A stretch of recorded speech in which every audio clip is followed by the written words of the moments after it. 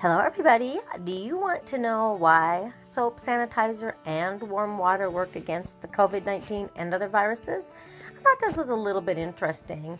Are your hands starting to feel like sandpaper and prunes because you've been washing so much? Please don't stop. The world is counting on you to help stop the spread of the COVID-19. Severe acute respiratory syndrome, coronavirus 2, take heart that while you're scrubbing, you're also killing off a host of other nasty bacteria and potentially lethal viruses that have plagued humans for centuries, including influenza and a number of different viruses. There are 4 coronaviruses which circulate in humans regularly almost every year, said the virologist Dr. John Williams. Okay. And they mainly cause colds. In fact, they cause about a third of common colds, and they don't kill people. Coronaviruses aren't the only nasty parasites that succumb to vigorous application of soap and water. Influenza, which kills millions around the world each year, and the human metapneumovirus, which causes a respiratory infection that can lead to pneumonia, also break down and die. How did such a terrible thing as soap and warm water simple thing, terrible. How did such a simple thing as soap and warm water and alcohol-based sanitizers obtain such power over these parasites? And the answer lies in their skin and your scrubbing technique. What warm water and soap do. Under the microscope, coronaviruses appear to be covered with pointy spires, giving them the appearance of having a crown or corona, hence the name. Beneath the crown is the outer layer of the virus, which is made up of lipids, or what you and I would call fat. Now imagine that coronavirus is your butter dish covered with buttery fat. You try to wash your butter dish with water alone, but that butter is not coming off the dish. You need some soap to dissolve the grease. So soap or alcohol are very, very effective against dissolving that greasy liquid coating of the virus. What does getting rid of that outer layer do to the germ? It physically inactivates the virus, so it can't bind to and enter cells anymore, human cells anymore. So that's really interesting. It's all about soap molecules, how they're formed. Each looks like a tiny sperm with a head and tail. The head bonds with water, but the tail rejects it, preferring oil and fat. Frantically trying to escape water, the tail of the soap is drawn to the fatty outer layer of the virus and begins to pry it open, much like we might use a crowbar to separate 2 pieces of wood. Once the virus or bacteria splits open, it spills its guts into the soapy water and dies.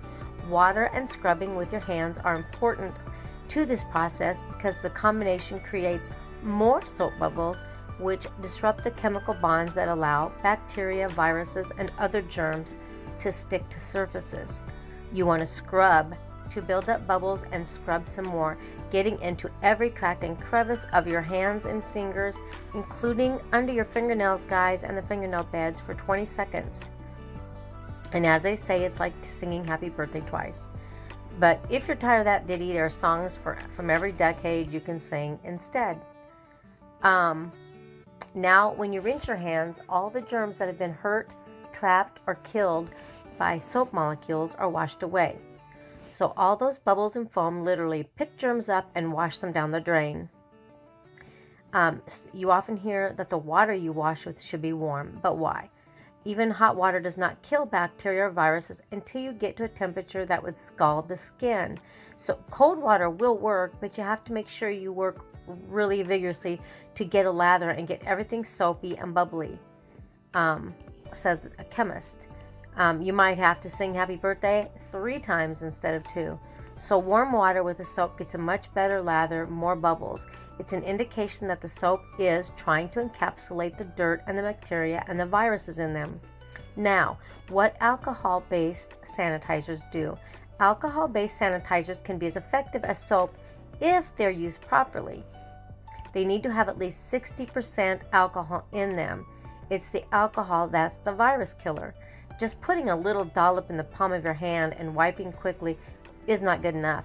You've got to use enough and get it all over the surfaces. Rub it all over your hands, between your fingers, and on the back of your hands. That's because alcohol is a different chemical property. It helps break up the germ membranes, but you need to make sure it gets into direct contact with the bacteria or virus. But there are situations in which soap and water are best because of the ability of soap and water to trap and wash the microorganisms away. Alcohol is pretty effective at killing germs, but it doesn't wash away stuff. So you know if somebody's just sneezed into their hand and their hand is covered with mucus, they would have to use a lot more alcohol to inactivate that bacteria or virus. So if somebody's hands are visibly or grossly contaminated, soap and water are better. That's especially important because there are nasty germs and bacteria out there that don't have soft fatty bellies that soap bubbles can attack, such as the hepatitis A virus, poliovirus, meningitis, and pneumonia. So the next time you wash your hands for the umpteenth time, take pride in all those soapy bubbles you're creating and enjoy the pleasure of imagining those microscopic dead creatures circle the drain. That is a very good article. I hope you guys read it to the end. Have a great day and wash your hands vigorously.